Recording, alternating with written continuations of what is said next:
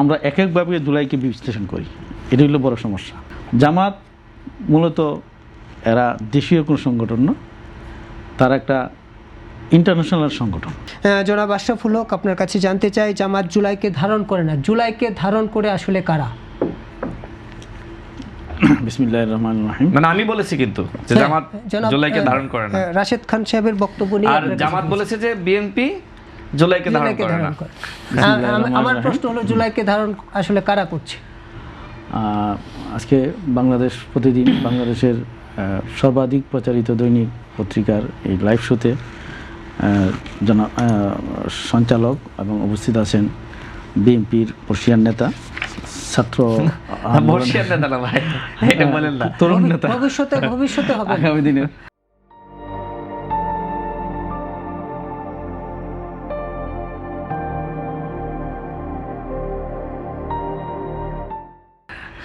আমি এরকম কিছু না, বিএনপির একজন ক্ষুদ্র কর্মী, ছাত্র অধিকার আন্দোলন সংগ্রাম করেছি, রাজপথের লড়াকু সৈনিক এবং আওয়ামী ফেসিবাদের বিরুদ্ধে যারা মাঠে বুক চিতিয়ে যারা এই মাঠকে উজ্জীবিত করেছে, নতুন প্রজন্মকে ফেসিবাদ বিরোধী আন্দোলনে প্রথম সারিতে যারা উজ্জীবিত করেছেন, এর মধ্যে একজন জনাব রাশেদ খান ভাই। আমি তাকে একেবারে বিশ্ববিদ্যালয় আন্দোলন থেকেই, ওনারা যখন ছাত্র আন্দোলন শুরু করে তখন থেকে আমি খুব কাছাকাছি থেকে জানি।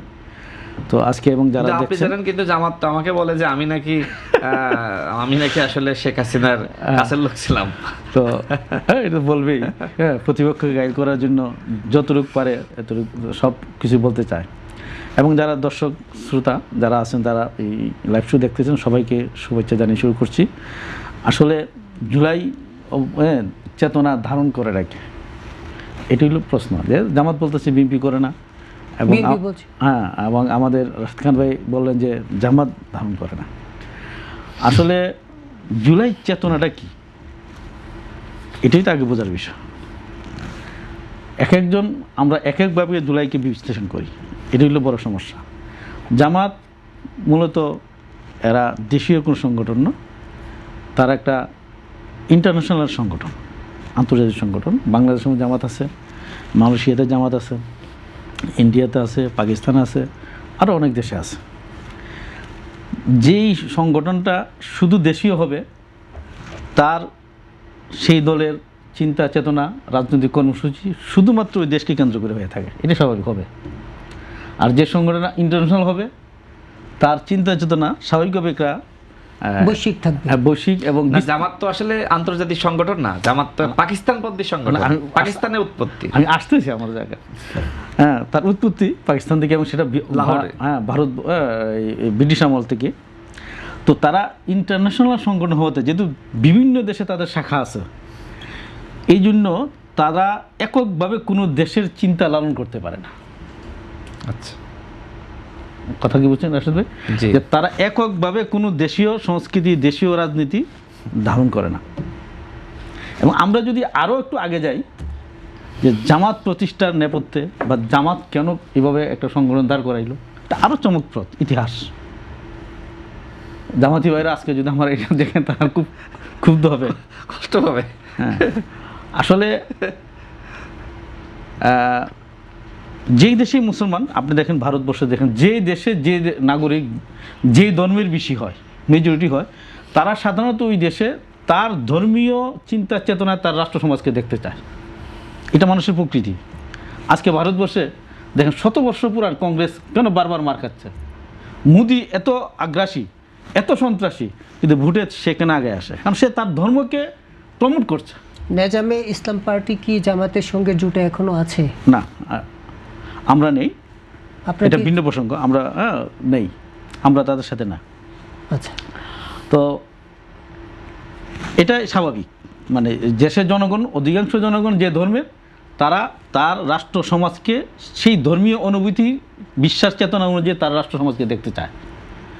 এটা যেমন মোদি প্রমোট করার কারণে শতবর্ষী কংগ্রেসকে কিন্তু বারবার আজকে প্রায় 17-18 বছর যাবৎ, 20 বছর যাবৎ তাকে ক্ষমতা বাইরে থাকতে হচ্ছে। এইটা আমরা দ্বিতীয় বিশ্বযুদ্ধের পাককালে, প্রথম বিশ্বযুদ্ধের পরে ওয়ার্ল্ড ওয়াইজ যখন নাকি আপনার এই কার্ল মার্কসের মতবাদের কমিউনিজমের জন্য নাকি আধিক্য শুরু হয়, সারা ওয়ার্ল্ডে যখন নাকি এটা প্রভাব বিস্তার শুরু করে, তখন কমিউনিজম মুসলিম কান্ট্রিগুলিতে পশ্চিমাদের সাম্রাজ্যবাদ ছিল, অত ব্রিটিশ অথবা ফ্রান্স অথবা ইটালি এরকম। তো এইসব দেশে স্বাভাবিকভাবেই কমিউনিজমের একটা প্রভাব বিস্তার শুরু হয়ে গেছে। পশ্চিমারা সেই কমিউনিজমকে দমন করার জন্য তাদের একটা হাতিয়ার দরকার ছিল, একটা ধর্মীয় একটা রাজনৈতিক চেতনা। বাট তারা খুব সতর্ক ছিল সেই চেতনা যাতে অরিজিনাল ইসলাম না হয়। তার খুব সতর্কমূলক অবস্থান চিন্তাগতভাবেই তারা একটা ধর্মীয় মুসলিম রাষ্ট্রগুলোতে একটা ধর্মীয় রাজনৈতিক চেতনাকে জাগরিত করে কমিউনিজমের যে ঢেউ, যে স্রোত, সেটা একটা দমন করতে চেয়েছে। যে কথাটা আমাদের হেফাজতে ইসলাম বাংলাদেশের আমির আল্লামা মহিবুল ওয়াগুনি বলেন যে তারা মদিনার ইসলাম না, তারা মসজিদের ইসলাম, এই মডারেট ইসলাম। অলরেডি তো আব্দুল্লাহ মোহাম্মদ তাহের সাহেব, উনি একজন ছাত্র শিবিরের সভাপতি ছিলেন, এক সময় ওয়ামির প্রেসিডেন্ট ছিলেন, আমরা তো ছাত্র সমাজের ওনার সাথে অনেক কাজ করছি। তাহের ভাই কিন্তু অলরেডি বলছেন মিডিয়াতে তারা মডারেট ইসলাম চায়। মডারেট ইসলাম কি? ইসলাম কোন মডারেট বলতে কিছু নাই। আমি যে মডারেট ইসলাম মানে এটা আমেরিকান ইসলাম, মডারেট ইসলাম মানে পশ্চিমাদের ওয়েস্টার্ন ইসলাম। ইসলামে ওয়েস্টার্ন বলতে কিছু না, ইসলাম ইসলামী। তারা এই ইসলাম মুসলিম দেশগুলোতে ইসলামের নামে নতুন একটা ধারণাকে দেওয়া, যেটা অরিজিনালি ইসলাম হবে না, এটি হলো জামাত ইসলাম। এবং এটা এর জন্য শুধু বাংলাদেশে না, তারা প্রত্যেকটা দেশে মুসলিম কান্ট্রিগুলোতে এটা পশ্চিমারা এটা বীজ বপন করে রাখছে। যেমন আপনি মনে করেন বাংলাদেশে এটার সঙ্গে আসলে জুলাইকে ধারণ করা না করার সম্পর্কের সূত্রটা আপনি কোথায় বলি, যেহেতু জুলাই বাংলাদেশি একটা বিষয়, দেশের স্বার্থ, জনগণের স্বার্থ সংশ্লিষ্ট একটা বিষয়, মানুষের অধিকার আদায়ের বিষয়। এই জামাত ইন্টারন্যাশনাল লবিংয়ে পলিটিক্স করার কারণে